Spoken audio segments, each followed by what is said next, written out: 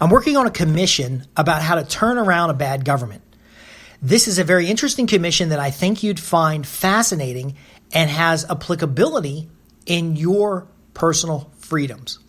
I'm Justin Hitt with Inside Strategic Relations. Mask mandates, stay-at-home orders. At what point do you stand up for your freedom? With inflation, taxes, and tariffs that inefficiently restrict goods, when do you demand sound economic policy? Now, in the concept of your government's corrupt, your government's doing bad things, let's overthrow the government, I want you to understand that there is no value in any kind of violent or insurrection type of uprising. In fact, while it happens when emotions are high, a coup is not really that useful because it causes a significant amount of social, economic, and individual losses. You know, lifetime politicians are there because they have a system for maintaining power.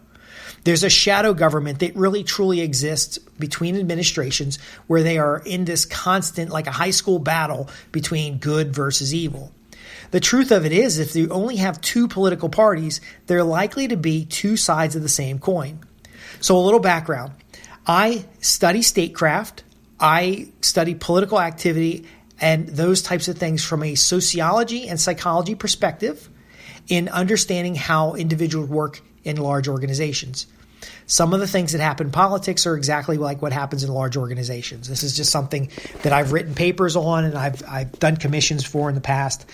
No matter what the organization is, the swamp is extremely deep.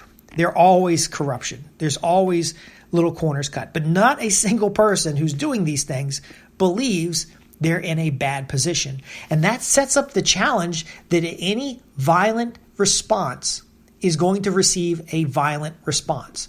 So you raid the Capitol, whether you meant to or not, under the passions of liberty, you raid the Capitol, it will always be seen as horrific. Now, here's why. Politics is about influencing public opinion. The more the public believes the government is doing the right thing, even if they're not doing the right thing, the less likely those people are to revolt. Now, the government's not concerned about an armed insurrection. They've got much better weapons. They've got much better, military forces. It's easy to put down an insurrection. It's a physical insurrection. What is difficult to put down is active participation by citizens in the political system. The government is more afraid of citizens waking up and voting out those individuals who are causing problems or holding them accountable to a balanced budget, actually reading the budgets and understanding that much of these funds are not going where they were said to be going. Now, again, don't mistake this as a call for violent rebellion. You cannot trust that conflict isn't part of their plan. So think about this. If you made a list of all the insurrective raids of the Capitol and you put them in a list, they're all pretty much the same. People went in the Capitol, they made a mess, they complained, they sat on the steps of the Capitol, they disrupted stuff. Congress scurries off, and there's a little bit in the news for a while. Now, these always have political value. It's like fodder. So the Republicans, this whole Trump thing, January 6th, the Republicans raid the Capitol. The Democrats are going to talk about it for months. If you go back further, there was a Democrat-related party. I think AOC was actually leading that. They occupied the Capitol, different wording, I guess. And the Republicans freak out and talk about that. See, both of these parties benefit from the violence, the insurrection, the protests, the burning of buildings, the people in the streets. Now, I do understand the psychology that people in the streets feel that is they feel helpless, and this is the only thing that they can do. What I'm offering and sharing here today, and is part of my commission, is that it's actually what the government wants you to do. It's it's how they maintain power. Being able to send troops out to stop a violent rebellion justifies additional funding for troops. Additional funding for troops spans into the need for surveillance, the need for breaking down the doors in order to capture individuals that are possible insurrectionists. It leads to overzealous activity that ultimately doesn't serve the larger purpose of transitioning power from a bad or corrupt government to a government that is of the people, for the people. Okay, so there's a communications element here. There's a smoke and mirrors element. There's a narrative element. All these other things are discounted if violence is the only response. Every religious book explains violence begets violence. And that there's a point where you just run out of resources. So what do we do? What do we do? If we want to turn around a government, and I'm going to give you a quick briefing of this particular piece I just wrote up for the client. And of course, I got the client's okay with this because it's an important topic that everybody needs. It doesn't matter what side you're on. You need to know this stuff. So when the government becomes too big, the left hand will blame the right hand without knowing it's of the same corrupt body. Okay, this is extremely important to understand. The government is significant in size that one part does have corruption. There are insider trading. There are election fraud issues. There always been. In fact, look at the 2016 documentaries that warn of election fraud and then use that as a basis of testing for election fraud in 2020, and you'll see it's possible.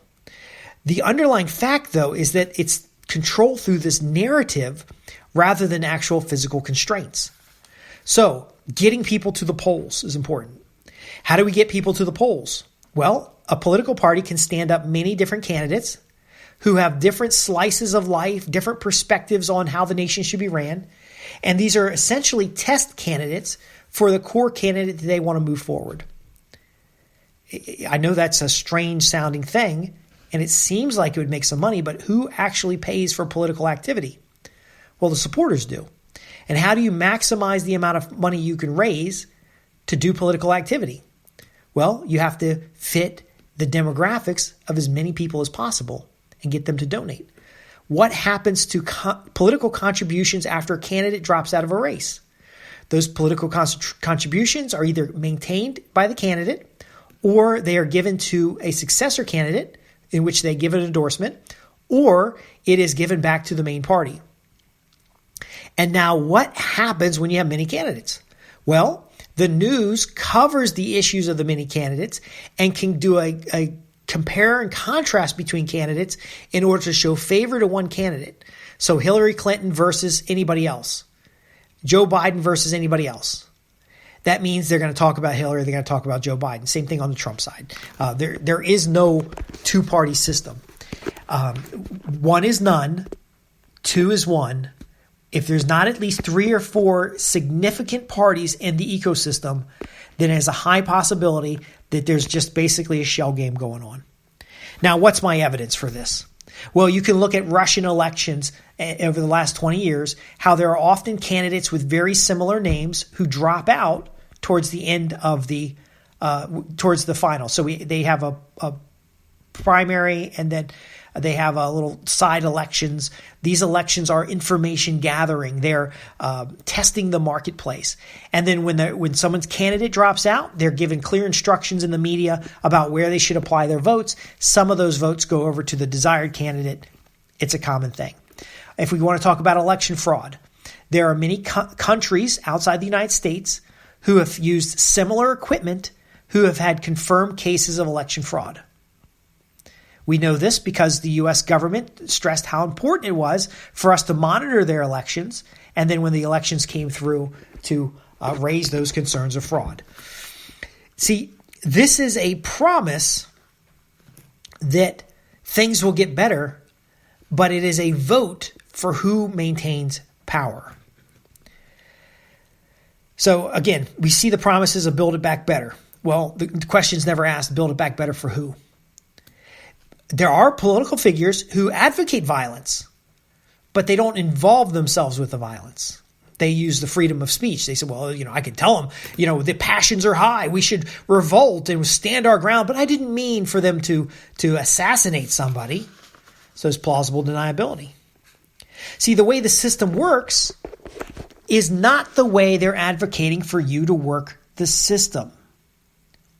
So instead of raising up arms and standing in the street, you keep going to work. You earn the money to take care of your family. You build up your family. You make sure your family's taken care of. You make sure your community's taken care of. And then you make informed decisions when you elect candidates. My report actually talks a lot about the value and importance of being an informed citizen. Because as an informed citizen, you can vote. You can hold people accountable. See, if only the people who are passionate about politics volunteer to run the elections, then you're going to have passions overriding the fact that an election is a very mechanical activity. There really shouldn't be any reason to screen out somebody who's going to observe an election. And we don't have to just go back to the last election. See, that's the thing the news media does for you. The news media keeps bombarding you with the latest and greatest thing, the latest and greatest story. But if you look back historically, every election, as far back as you can go, has had some kind of either corrupted activity, some kind of concern, some kind of major fallout. But we talk about the latest one as if it's new. It's not new. There's always been political slander and election rigging and stuffing ballots. And, historically, they used to keep people from actually going to the ballot booth, physically keep them from going to the ballot booth. We have to use critical thinking and understand that the methods that are being advocated for turning around a government by both sides are not actually practical and more serve the interest of those already in power. Again, a violent insurrection, even if there was only actually the whole January 6th thing was only a couple hours. If even just 2 minutes of that was violence, it would be the primary thing the media shows because it supports positions for surveillance. It supports positions for consolidation of power. The whole defund the police. If we have no local police, ask the question, who then will police the area? Well, if there's no local police, then the state police can take care of it.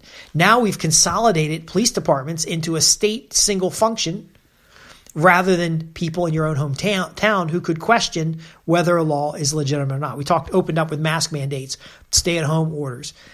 There are places that never shut down. You may not know this, but there are places that never had mask mandates, never closed down officially, especially in rural areas, and ultimately didn't have the economic upset that the more urban areas had.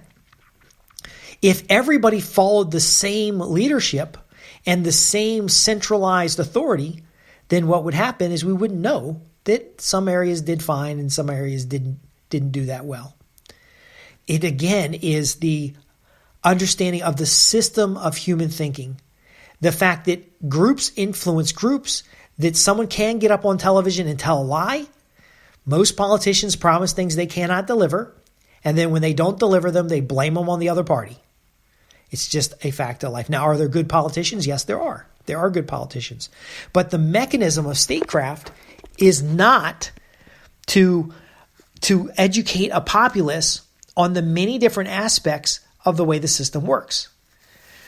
You must understand that as a good and active citizen, you have more power in how you vote, how you advocate, how you apply capital, and how you make decisions. These are fundamental rights that you have that are there whether or not we have a government. But if you're doing a pissing contest on a street corner, smacking each other with signs, it becomes fodder for someone who wants to maintain control.